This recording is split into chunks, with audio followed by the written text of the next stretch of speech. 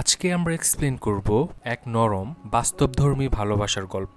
দুজন মানুষের গল্প, অয়ন আর আরিন, যাদের সম্পর্ক শুরু হয়েছিল এক মিষ্টি ভুল বুঝাবুঝি দিয়ে, কিন্তু শেষ হয়েছিল নীরবতা আর দূরত্বে। একটা না পাঠানো চিঠি, 3 বছরের অপেক্ষা, আর হঠাৎ একদিন নিয়তির অদ্ভুত খেলা। যে চিঠি কখনো পাঠানো হয়নি, ঠিক সেটাই একদিন হয়ে ওঠে তাদের ভালোবাসার সাক্ষী। গল্পটা শেখায় ভালোবাসা কখনো হারায় না, শুধু সময় নিয়ে ঠিক ঠিকানায় পৌঁছে যায়। গল্পের শুরুতে আমরা দেখতে পারি পুরনো শহরের এক সকাল। রাস্তার পাশ দিয়ে হেঁটে যাচ্ছে আরিন, এক নিরিবিলি মেয়েটি, কলেজে পড়ে, কিন্তু চোখে যেন একরাশ ক্লান্তি, মুখে নরম হাসি, কিন্তু মনে একটাই প্রশ্ন, সব প্রেম কি সত্যি একসময় ফুরিয়ে যায়? হাতে তার একটা পুরনো খাম, চিঠি লেখা হয়েছে কিন্তু পাঠানো হয়নি। চিঠিটার উপরের নাম অয়ন। পরের দৃশ্যে আমরা দুজনের প্রেম দেখতে পাই। 3 বছর আগের কথা।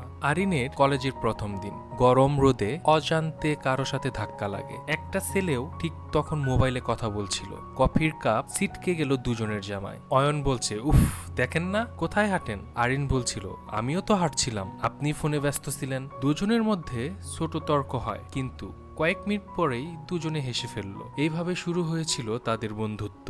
দিন কেটে গেল, লাইব্রেরির টেবিল, টিফিনের আড্ডা, বৃষ্টির দিনে ছাতা ভাগ করে নেওয়া, সবকিছু ধীরে ধীরে এক সম্পর্কের মতো হয়ে উঠল।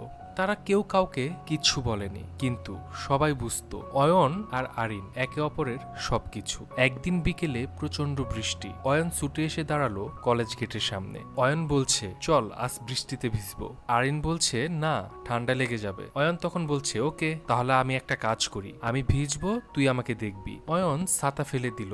আরিন হেসে তাকিয়ে থাকলো। ওই মুহূর্তে যেন ওরা দুজনেই বুঝলো এটা শুধু বন্ধুত্ব না। অয়ন কি ভেবে যেন বলল, তুই যেখানেই থাকিস, একদিন আমি তোকে খুঁজে নিব। কিন্তু ভালোবাসা যত গাঢ় হয়, ভুল বুঝাবুঝিও তত দ্রুত জন্ম নেয়। অয়ন চাকরির জন্য চট্টগ্রামে চলে যায়। প্রথম দিকে প্রতিদিন ফোন, মেসেজ, ভিডিও কল, তারপর ধীরে ধীরে সব কমে যায়। একদিন আরিন জানতে পারে অয়ন নাকি এমন একটা মেয়ের সাথে কাজ করছে যে নাকি ওর খুব কাছের। আরিনের হৃদয়টা ভেঙে গেল।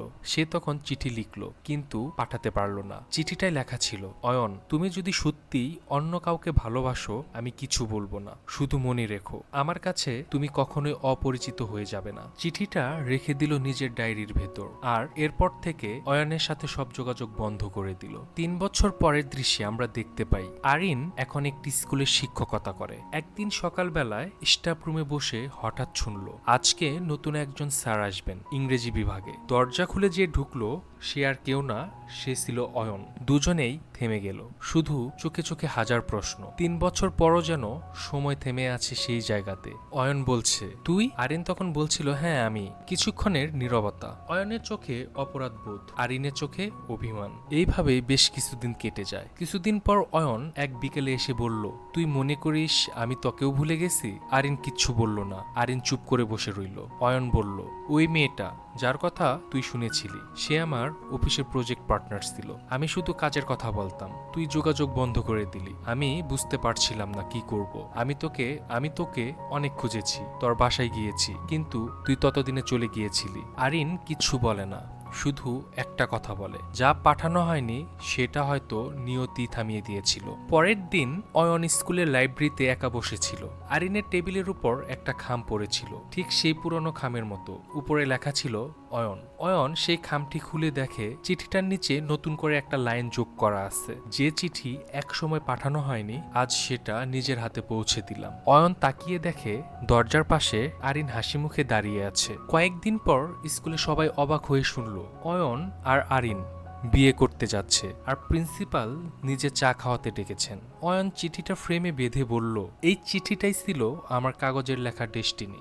আরিন হেসে বলল, কখনো কখনো যা পাঠানো হয় না সেটাই আসলে ঠিক সময়ে পৌঁছে যায়। বৃষ্টি থেমে গিয়েছে। অয়ন হাতে পুরনো সেই চিঠিটা ধরে আছে, যেটা কোনোদিন পাঠানো হয়নি, তবু আজ পৌঁছে গেছে ঠিক ঠিকানায়। আরিন পাশে দাঁড়িয়ে নরম হেসে বলল, তুমি দেরি করেছ, কিন্তু ভালোবেসে ভুল করনি। অয়ন হেসে উত্তর দিল, তুমি থেকেছ বলেই চিঠিটা পথ হারায়নি। বৃষ্টির পরের রোদে দুজনের নীরব হাসিতে মিলিয়ে গেল সব অভিমান, আর এক না পাঠানো চিঠি হয়ে রইল চিরজীবনের ভালোবাসার সাক্ষী। তো বন্ধুরা, আমাদের গল্প কেমন লাগলো অবশ্যই কমেন্ট বক্সে জানাবেন।